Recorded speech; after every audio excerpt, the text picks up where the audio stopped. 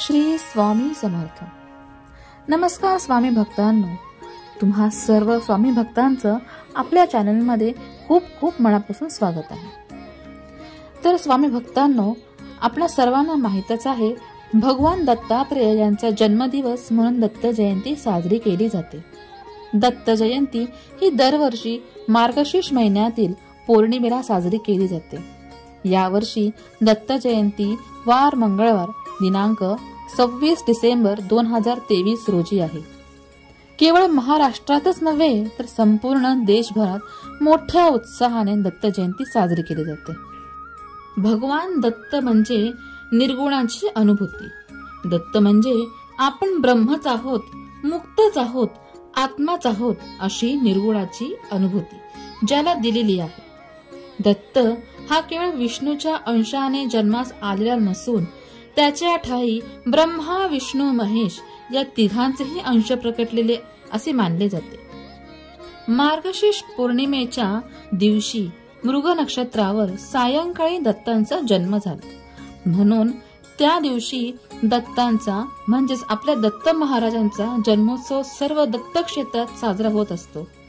पूर्वीच्या काळी भूतलावर स्थूल व सूक्ष्म रूपात आसुरी शक्ती मोठ्या प्रमाणावर वाढल्या होत्या. त्यांना दैत्य म्हटले जात असे.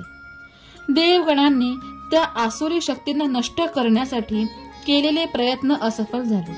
तेव्हा ब्रह्मदेवाच्या आदेशानुसार वेगवेगळ्या ठिकाणी वेगवेगळ्या रूपात श्री दत्त महाराज अवतरित झाले. त्यानंतर दैत्य नष्ट झाले.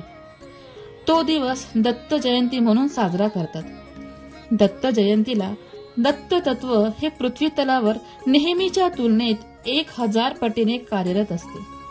या दिवशी दत्तांची आपल्या दत्त महाराजांची मनोभावे उपासना केल्यास दत्त तत्वाचा जास्तीत जास्त लाभ मिळण्यास मदत होते.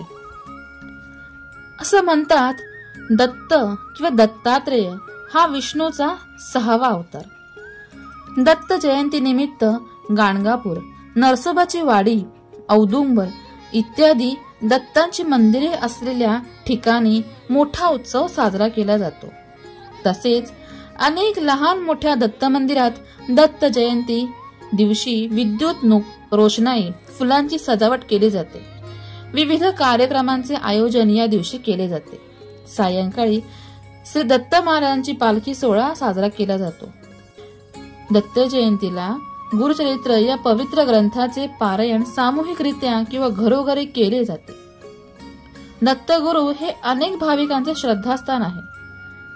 दत्त जयंती साजरी करण्यामागे शास्त्रोक्त असा कोणताही विधी आढळून येत नाही. दत्त जयंतीच्या 7 दिवस आधी गुरुचरित्र ग्रंथाचे पारायण करण्यास सुरुवात केली जाते. यालाच श्री गुरुचरित्र सप्ताह असे म्हणतात. दत्त मंदिरामध्ये भजन, कीर्तन आदी कार्यक्रम आयोजित केले जातात. श्री दत्त महाराजांची पूजा, धूप, दीप व आरती करून सुंठवड्याचा प्रसाद वाटप केले जाते. श्री महाराजांच्या हातातील कमंडळू व जपमाळ हे ब्रह्मदेवाचे प्रतीक आहे. शंख व चक्र विष्णूचे आणि त्रिशूळ व डमरू शंकराचे प्रतीक आहे. आता आपण दत्त महाराजांची जन्मकथा ऐकूयात. भगवान दत्तात्रेय हा शब्द दत्त व आत्रेय अशा 2 शब्दांनी तयार झाला आहे. दत्त या शब्दाचा अर्थ आपण ब्रह्मच आहोत, मुक्तच आहोत, आत्माच आहोत अशी निर्गुणाची अनुभूती असा आहे. आणि आत्रेय म्हणजे अत्री ऋषींचा मुलगा. श्री दत्तात्रेयांच्या जन्माविषयी कथा आपण आज पाहू. श्री दत्त हे अत्री ऋषी व माता अनुसया यांचा पुत्र व विष्णूचा 6वा अवतार आहे.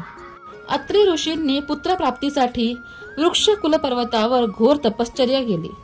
त्यांच्या तपाने सारे त्रिभुवन पळून निघाले. अत्री ऋषींच्या या प्रखर तपाने संतुष्ट होऊन ब्रह्मा, विष्णू आणि महेश हे तिन्ही देव प्रकट झाले आणि त्यांनी अत्री ऋषींना तपाचे कारण विचारले.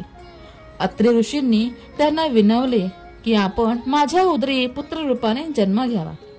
तिन्ही देवाने त्यांची विनंती मान्य केली. देवत्रयीच्या आशीर्वादाने अनुक्रमे ब्रह्मापासून सोम म्हणजे चंद्र, विष्णूपासून दत्त आणि शिवापासून दुर्वास हे 3 पुत्र अनुसूयेच्या पोटी जन्मास आले. श्री दत्त जन्माची एक कथा ब्रह्मपुराणात सुद्धा आहे. अत्रि ऋषींनी ब्रह्मा, विष्णू आणि महेश यांची पुत्र प्राप्तीसाठी आराधना केली. ते संतुष्ट झाल्यावर त्यांनी देवांना विनवले की आपण माझ्या घरी पुत्र रूपाने जन्म घ्यावा आणि मला एक रूपवती कन्याही प्राप्त व्हावी.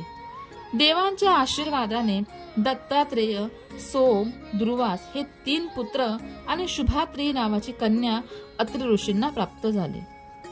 श्री दत्त गुरूंनी पृथ्वीला गुरु केले आणि पृथ्वीप्रमाणे सहनशील आणि सहिष्णू असावे अशी शिकवण घेतली. तसेच अग्नीला गुरु करून हा देह क्षणभंगूर आहे अशी शिकवण अग्नीच्या ज्वालेपासून घेतली. अशा प्रकारे चराचरातील प्रत्येक वस्तूंमध्ये ईश्वराचे अस्तित्व पाहण्यासाठी म्हणून दत्त गुरूंनी 24 गुरु केले. पृथ्वी, पाणी, वायू, अग्नी, आकाश, सूर्य, चंद्र, समुद्र, अजगर, कपोत, पतंग, मधमाशी, हत्ती, भ्रमर, मृग, मत्स्य, पिंगळा, वैश्य, टिटवी, बालक, कंकण, शरकर्ता, सर्प, कोळी आणि पेशकर हे दत्तगुरूंनी 24 गुरु केले. श्री दत्त महाराजांचे प्रमुख अवतार श्रीपाद श्री वल्लभ, श्री नृसिंह सरस्वती, श्री माणिक प्रभू, श्री स्वामी समर्थ आणि श्री साईबाबा, श्री भालचंद्र महाराज. तर स्वामी भक्तांनो, तुम्हाला आमची आजची माहिती कशी वाटली हे आम्हाला जरूर कळवा आणि अशीच महत्त्वपूर्ण माहिती आपल्या प्रियजनांसोबत, आपल्या स्वामी सेवेकरांसोबत नक्की शेअर करा. धन्यवाद. श्री स्वामी समर्थ.